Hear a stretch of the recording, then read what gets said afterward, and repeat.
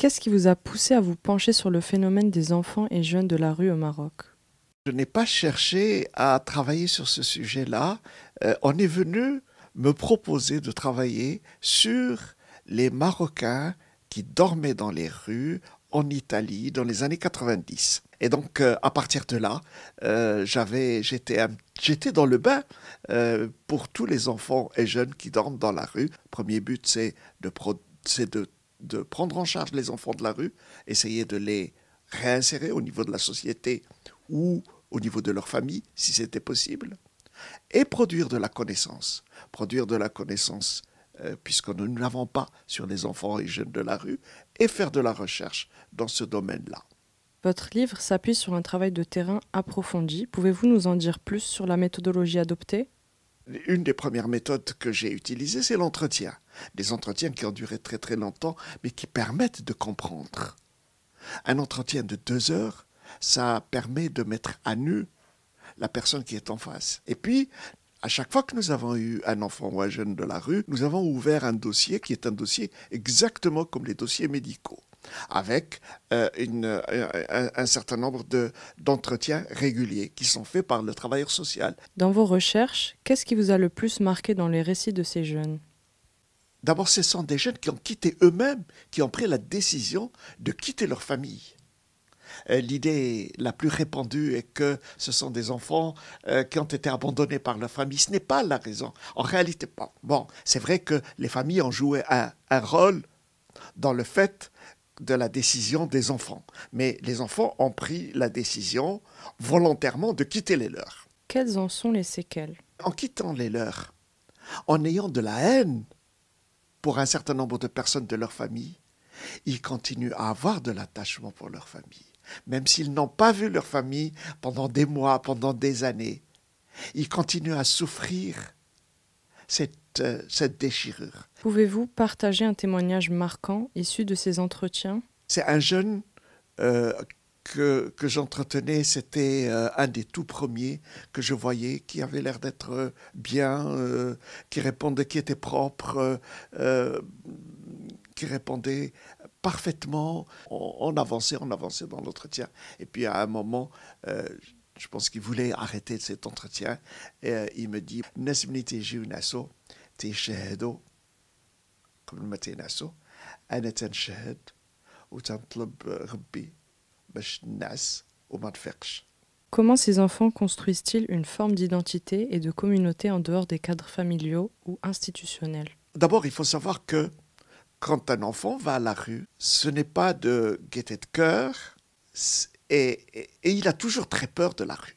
Donc quand il va à la rue, il a besoin de se protéger et il se protège dans le cadre d'une bande. Une bande d'enfants qui acceptent de le prendre. Ce n'est pas évident. Ce n'est pas parce qu'il va taper à la porte de la bande que la bande va le prendre. La bande ne le prendra que si elle considère que c'est un plus pour la bande et qu'il n'est pas une menace. Et donc c'est à l'intérieur de la bande que les identités s'effectuent. Il s'identifie à la bande. Et on dira, هذاك من الكليكة ديال فلان فلان الفلانية. Et la bande elle-même s'identifie par rapport à son territoire, ou le territoire où elle dort, ou le territoire où elle occupe le plus clair de son temps dans la journée. Vous soulignez leur résilience face à l'adversité. Comment cette qualité se manifeste-t-elle concrètement? Ils arrivent à survivre dans la rue. Ils arrivent à manger. Peut-être pas à leur faim, peut-être pas de façon équilibrée, mais ils parviennent à manger, ils parviennent, au bout d'un certain temps, à avoir, je vais mettre entre guillemets, un équilibre. Selon vous, quelles sont les principales raisons qui contribuent à cette exclusion sociale? Les éléments qui sont les plus prégnants, ce qui pousse le plus, ce sont la violence au sein de la famille, surtout l'injustice au sein de la famille, l'hagra. Qu'en est-il des raisons externes au cadre familial? La violence n'est pas forcément uniquement au sein de la famille. La violence peut aussi s'exercer au sein de l'école. Un enseignant qui détruit psychologiquement un enfant le met à la disposition de toute la classe qui va commencer à se payer sa tête. Quelles seraient, à court terme, les mesures prioritaires à mettre en place pour éviter que ces jeunes ne se retrouvent à la rue? Le premier élément que je mettrai, c'est au niveau des écoles, c'est m'assurer que à chaque fois qu'un enfant va quitter l'école, on puisse le prendre en charge. Nous savons, les statistiques l'ont montré, que ce soit chez nous ou ailleurs, un enfant quitte l'école avant de se retrouver dans la rue. À chaque fois qu'un enfant risque de se retrouver dans la rue, on peut se rendre compte.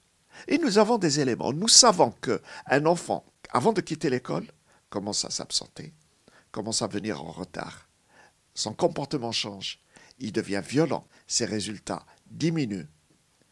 Et même son écriture change. Un enseignant qui vit avec l'enfant toute l'année ne peut pas ne pas se rendre compte que cet enfant a changé. S'il le signale à un travailleur social, peut faire la prévention à la fois de la sortie de l'école et le fait de se retrouver dans la rue. En deuxième et troisième mesure, j'essaierai de faire en sorte que on sensibilise les parents à 2 points. La violence. La violence n'est pas un moyen de communication. Et deuxième élément, qu'on ne soit pas injuste vis-à-vis de ces enfants. Je pense que ceux qui atterrissent dans la rue, il faut peut-être aider les associations qui prennent en charge les enfants.